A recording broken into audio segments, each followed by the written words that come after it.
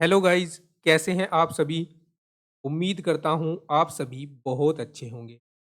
मैं रोहित धीमान आपके लिए लेकर हाजिर हूँ यूपी बोर्ड से संबंधित एक महत्वपूर्ण जानकारी लेकर। यूपी बोर्ड क्लास 10th या फिर 12th में अगर कोई बच्चा था और किसी कारणवश उसका एक या दो पेपर छूट गया है, वो एग्जाम सेंटर तक नहीं पहुंच पाया, उसे हेल्थ इश्यू हो गया या फिर किसी भी कारणवश एक या दो पेपर उसका छूट गया है, तो अब वो पास कैसे होगा? उसके लिए क्या सॉल्यूशन है, इस वीडियो के माध्यम से हम जानने वाले हैं। साथ ही साथ मैं आपको ये भी बताऊंगा कि अगर किसी बच्चे का प्रैक्टिकल छूट जाए, बोर्ड का प्रैक्टिकल किसी भी सब्जेक्ट का अगर छूट गया है, तो उसके लिए क्या करना पड़ेगा, सभी हम डिटेल से जानेंगे। तो चलिए शुरू करते हैं वीडियो को आगे। देखिए, सबसे पहले अगर आपका कोई एक एग्जाम छूट गया है, तो आपको वेट करना होगा रिजल्ट आने का। सबसे पहला काम है रिजल्ट आने का वेट करना पड़ेगा।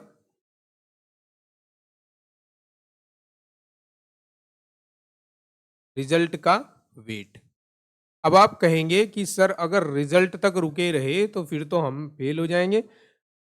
अगर आपका एक पेपर छूट गया है और आप क्लास 12th में हैं, तो उस पेपर में आपकी एब्सेंट लगी हुई आएगी।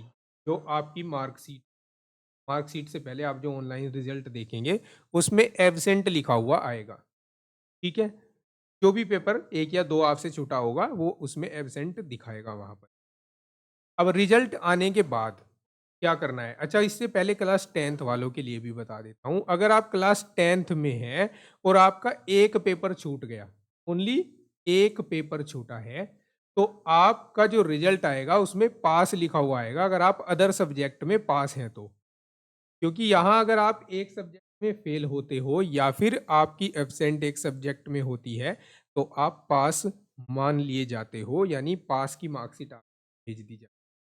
लेकिन अगर फिर भी आपको ये पेपर जो आपका छूटा है ये आपको दोबारा देना है, जिससे कि आपके नंबर इंक्रीज हो जाएं, तो आपको रिजल्ट आने के 15 दिन के बाद एक फॉर्म भरना होता है।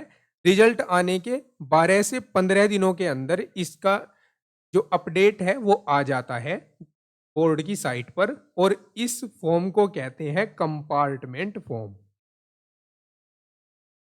कंपार्टमेंट एग्जाम फॉर्म, ये आपको फिल करना पड़ता है। ये रिजल्ट आने के 12 से 15 दिन बाद आपको देखने को मिलता है।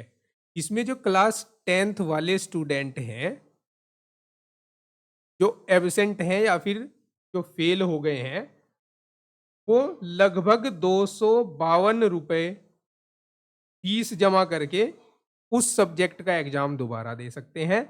और जो क्लास 12th वाले लगभग 310 रुपए फीस जमा करा के ये एग्जाम दोबारा दे सकते हैं।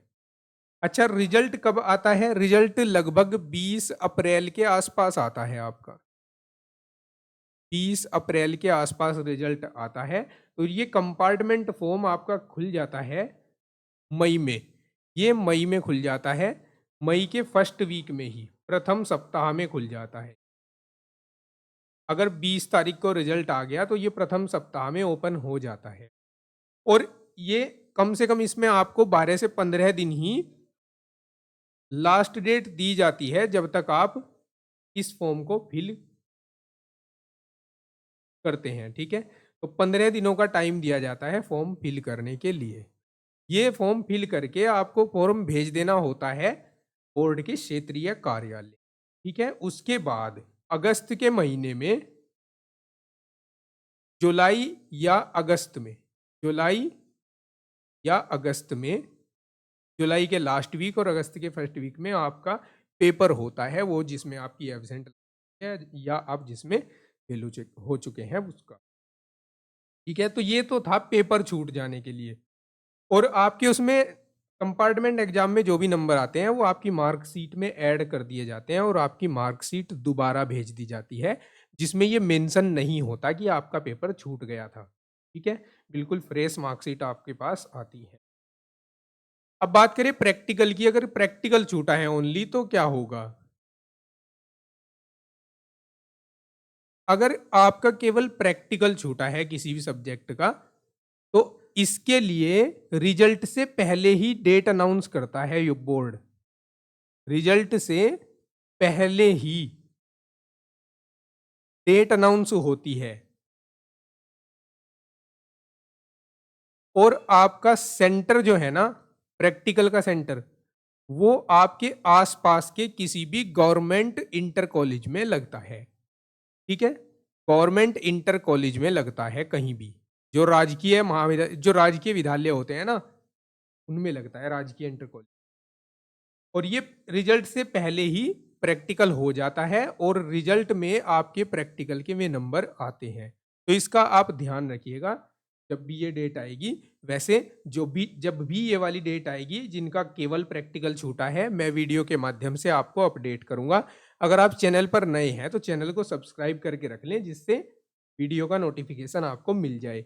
और ये कंपार्टमेंट एग्जाम भी जब आएगा, इसका जो फॉर्म फिल किया जाएगा उसका भी मैं अपडेट आपको दूंगा वीडियो के माध्यम से। और one by one step wise आपको बताऊंगा भी कि कंपार्टमेंट एग्जाम का फॉर्म कैसे फिल होता है और ये फीस कैसे और कहाँ पर जमा होती है। ये नॉर्मली जमा नहीं होती, इसको जमा करने के लिए बहुत ही मेहनत करनी पड़ती है। ठीक है, ये चालान के माध्यम से जमा होती है। तो उम्मीद करता हूँ वीडियो का जो उद्देश्य था, जो थंबनेल में आप देख कर आए हैं, वो तो पूरा हो गया होगा। अगर इसके अलावा आपका कोई भी डाउट है, कोई क्वेश्चन है, तो आप कमेंट कीजिए।